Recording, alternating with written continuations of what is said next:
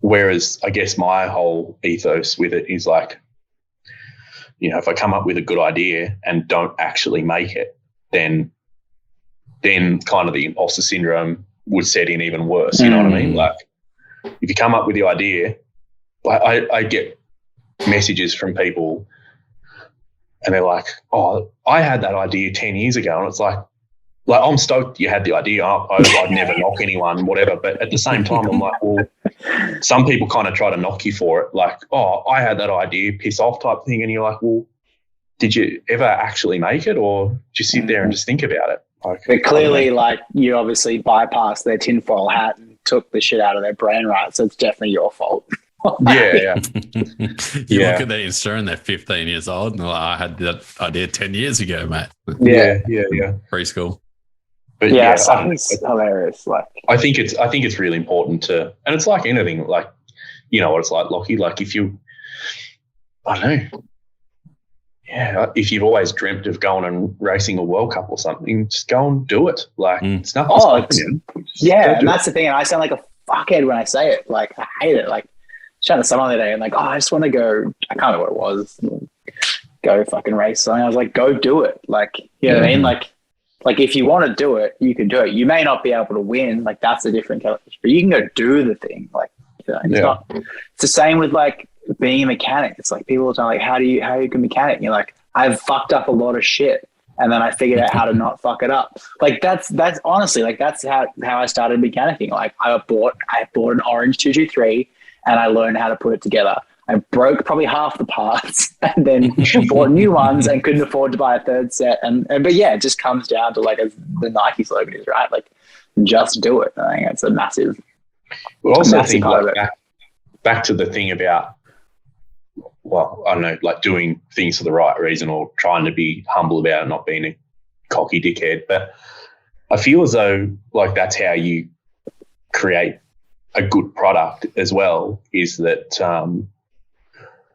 I was having this discussion with someone the other day and like, yeah, I know I try not to have an ego with any of my ideas either. Like I just try to,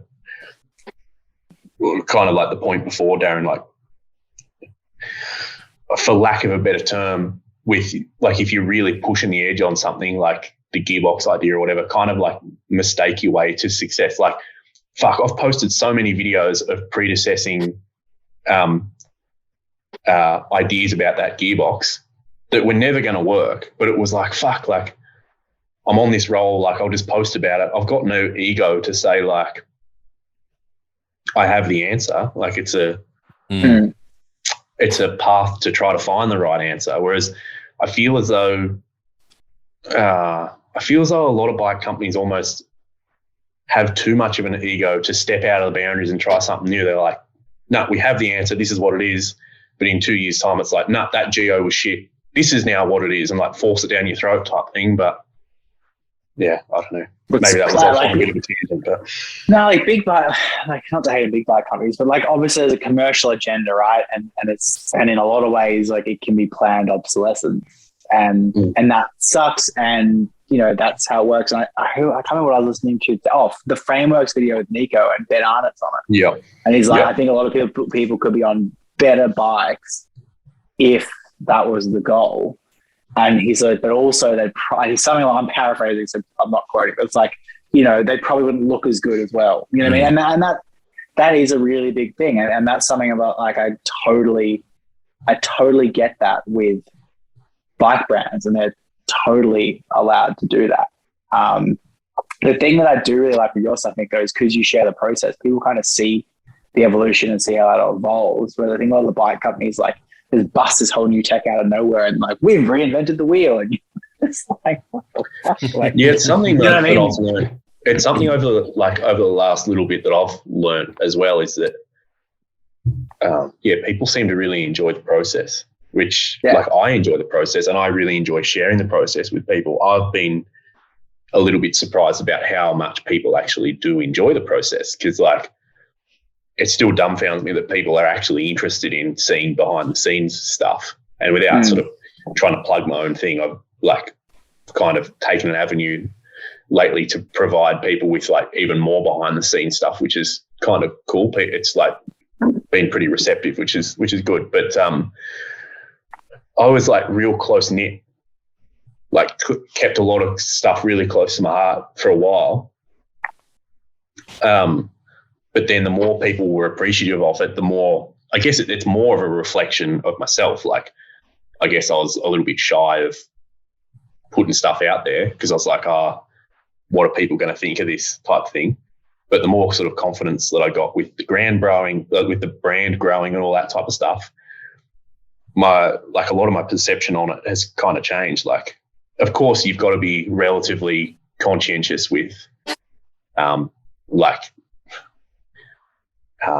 if you want to protect the IP and that, and you've kind of got that in, like you don't want to give away anything and shoot yourself in the foot. But where I can, I like just posting stuff, even if it's not ready, like just letting people know what I'm up to. And like that kind of fuels me too. It's kind of weird. Like, I don't know. It's like at a race or wherever, like when you're at a jam with all your buddies. I know for me anyway, I always ride better when I'm in that type of scenario because you're all just kind of pushing each other.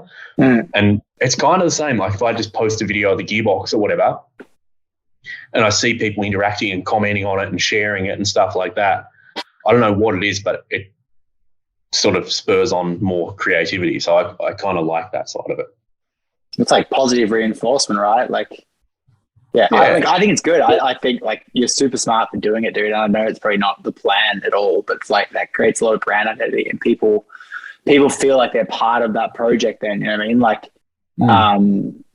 I think it's different to what anyone else is doing, you know what I mean? And people become invested in your brand for what it is. And at the end of the day, if your goal is to have people have more fun on their bikes, which is what it seems it is, then you're doing it for the right reasons and it's good, you know what I mean? So keep it coming. Like someone said something the other day, like I put up this stupid fucking Insta clip and they're like, I love that you put your crashes in. And I was like, well, I'm not just going to put all the good things in. Like the crash is the funniest part.